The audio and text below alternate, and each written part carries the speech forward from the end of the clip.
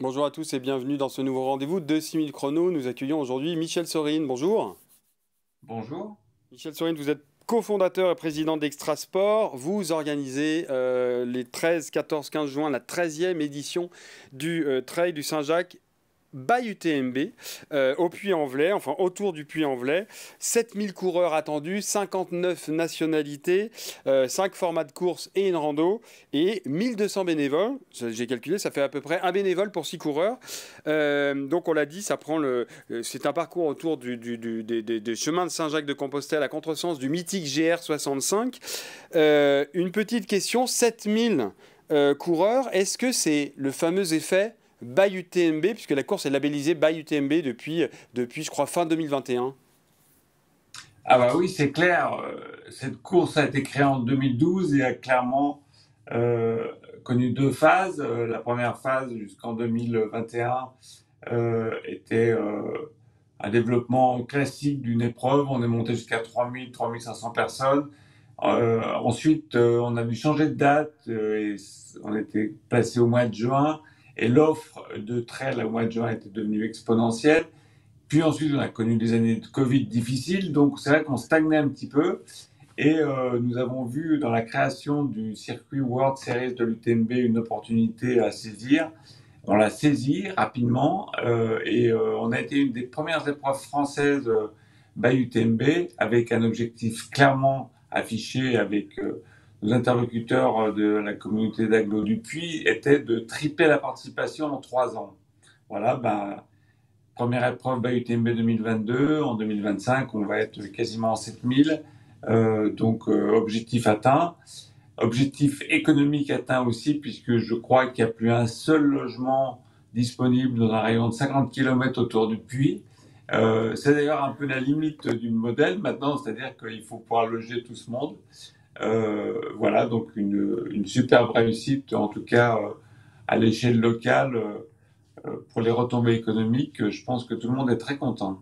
Ouais, vous parliez justement retombée économique, vous parliez et l'hébergement, et je confirme, il y a plus une chambre de libre dans un rayon de 50 km, ça c'est sûr. Retombée économique, il y avait une étude l'année dernière, juste sur la restauration et l'hébergement, c'est 1,4 million d'euros de retombées économiques. Donc on voit bien que le trail en général, et là en l'occurrence le trail du Saint-Jacques-Bague-UTMB, a des vraies retombées sur le territoire. 7000 coureurs, là c'est le max, ça veut dire que vous allez capitaliser sur ce qui fonctionne au lieu d'essayer de faire toujours plus.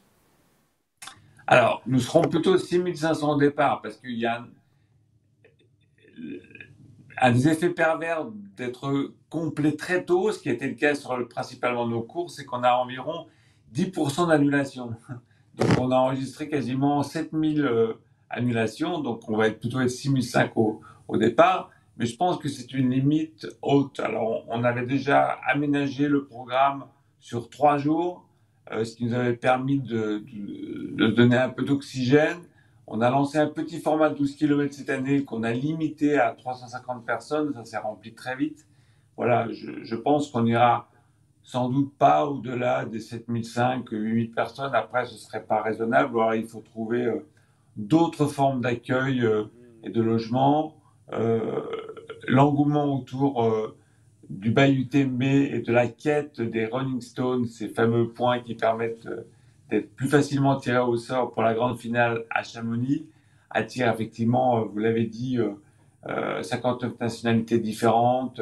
Les gens viennent de toute la France, donc c'est bien pour les retombées économiques, mais effectivement, c'est la limite du territoire, c'est qu'on n'a pas non plus un parc hôtelier qui est celui de Nice ou d'une autre ville à vocation touristique. Ouais, c'est ça. 21 communes traversées. Il y aura le plateau du Gévaudan, les gorges de l'Allier, le lac du Bouchet, le pic de Rochegude, notamment dans les on va dire les passages clés, les passages phares. C'est quoi les nouveautés cette année du Grand Trail Saint-Jacques by UTMB? Oh, le parcours de 22 a été rallongé, 26 km. On passe dans une nouvelle commune dont le nom m'échappe, pardon, mais avec deux traversées de l'Allier sur des gués, alors des gués qui avaient été emportés par les crues importantes d'octobre dernier, mais qui ont été restaurés à temps. Pas mal de nouveaux passages en nature. Alors, j'ai échangé hier soir avec les traceurs qui essayent débroussailler les chemins depuis quelques semaines et me disait que cette année, il y avait un taux d'humidité, chaleur, etc., et la végétation était exceptionnellement vivace. Alors, on est déjà sur un département qui est très vert, mais là, ce qui a été débroussaillé il y a 15 jours, il faut quasiment recommencer, hein. Ça va être la jungle. Donc, je conseille à tous les coureurs de s'équiper de chaussettes hautes ou de manchons. Bon, voilà des bons conseils. En tout cas, il y a une chose qui est importante, c'est que pour ceux qui ne courent pas, pour ceux qui ne seront pas au Puy-en-Velay et alentour pour cette 13e édition du Trail Saint-Jacques by UTMB, il y a toujours le site Live Trail. Vous allez sur Live Trail et vous suivez vos coureurs préférés. En tout cas, voilà, merci beaucoup Michel Sorine d'avoir présenté ce Trail du Saint-Jacques by UTMB. Et puis pour plus d'informations sur l'événement qui se déroule les 13, 14, 15 juin, évidemment, www.lyoncapital.fr. À très bientôt. Merci beaucoup.